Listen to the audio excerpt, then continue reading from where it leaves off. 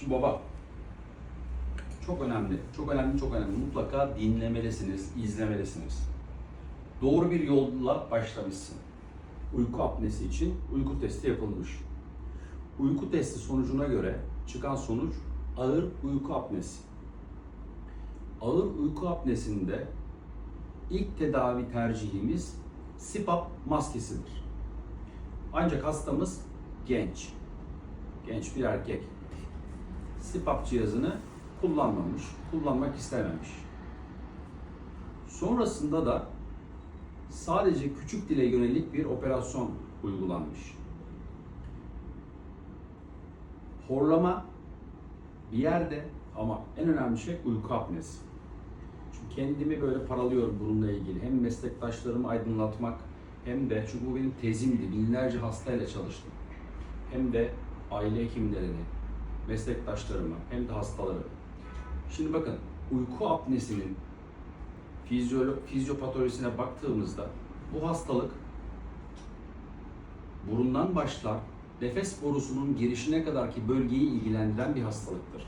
Yani işin içerisine burun girer. Küçük maketi verir misin bana? Geniz girer, küçük dil girer, yumuşak damak, büyük dil, bademcikler bölgesi, dil kökü girer.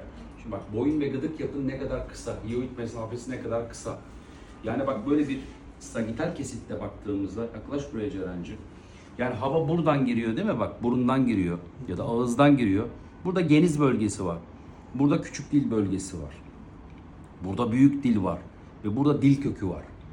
Nefes borusunun girişine kadar bir alan var. Şimdi sizde ağır uyku apnesi var ve bu durum, ağır uyku apnesi, damak ve dil köküyle alakalı sizdeki.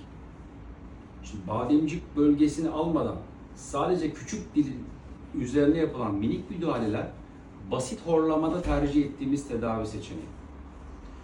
Basit horlamada o küçük dili kısaltmak yeterli olabilir.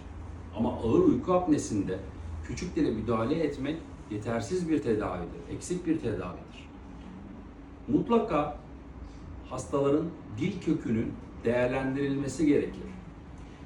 Eğer tıkanıklık dil kökündeyse, yani alt kattaysa, bizim küçük dile, bademcik bölgesine, yumuşak damağa ya da buruna müdahale etmemizin uyku apnenize acayip bir etkisi olmaz. Aşağısı tıkalı.